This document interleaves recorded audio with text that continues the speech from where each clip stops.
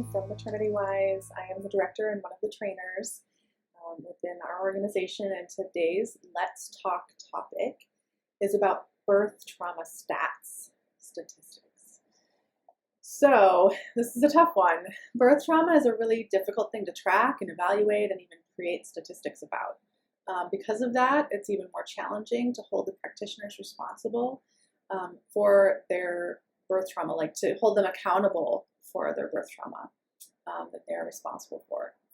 And so let's talk about what is trauma. So by definition, trauma occurs when someone experiences extreme fear in a circumstance that's prolonged and where they're feeling out of control. Those are kind of the three benchmarks of what causes trauma, or what we understand as far as causing trauma.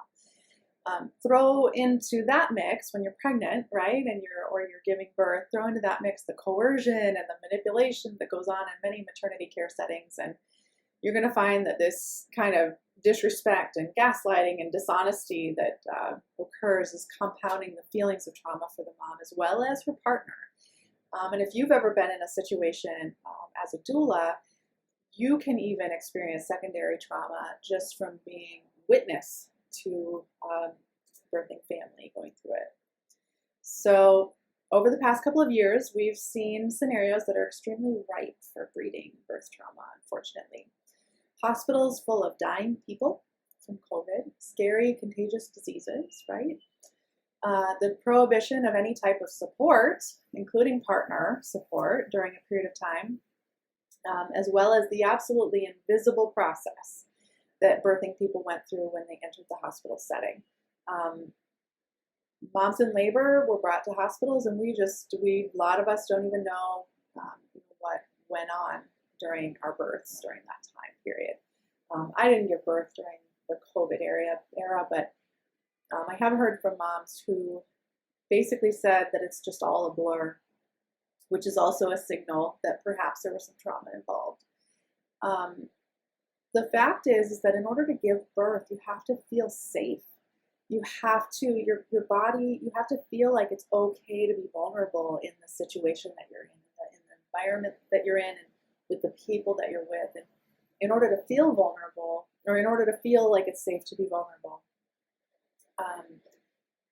you need to, understand what's going on around you. You need to recognize and be familiar with the people that are caring for you. You need to have an understanding of what to expect, right? And in a situation like what we faced during the worst of the pandemic, moms were admitted into the hospital and left at the door by their partners, oftentimes scheduling inductions or even scheduling C-sections, just because we were trying to get people in and, people in and out of the hospital setting as quickly as possible, and with a limited amount of staff. So on both sides of the issue, there was a lot of, it was just really, really challenging. There's a lot of challenges to overcome. And mainly the heart or the intention was always to keep moms safe, keep babies safe. But in doing that, in over-managing the birth process, with the hope that you're keeping people safe and well, comes, like in any other time period, over-managing birth creates complications. Interrupting natural birth, interrupting the natural process,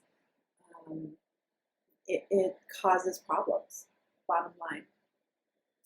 So we have heard the stories, heartbreaking stories, over and over again over the past 2 years, and the statistics are just non-existent.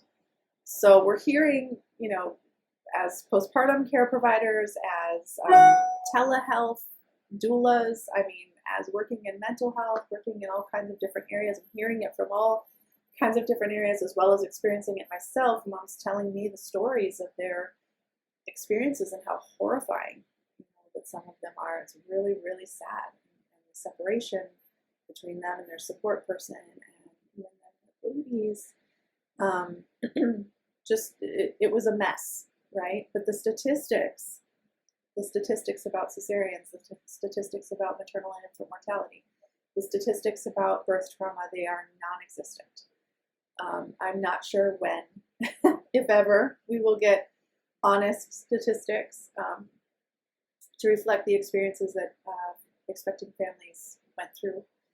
I'm not sure if we'll ever see it, but there cannot be any change if there's no accountability, and there cannot be accountability until there's data.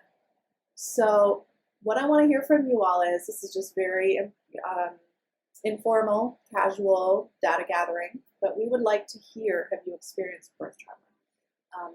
Do you understand how having a doula there to support your emotional health, as well as provide explanations to what's going on, to help slow things down when stuff feels like it's getting crazy? Do you realize how a birth doula might be beneficial in that time period and in that experience? And then also just being treated with respect and open communication during the birth experience can make all the difference.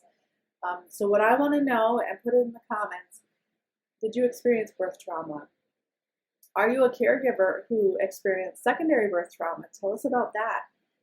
Tell us about what you're seeing. If you are a frontline worker in maternity care, I want to hear what you're seeing. And also, moms and dads, give us your viewpoint. Tell us what has happened to you, and how it made you feel, and what are you doing to heal from this experience? That's what we want to know. So put it in the comments, and I am looking forward to getting more in depth with this discussion. All right, see you soon.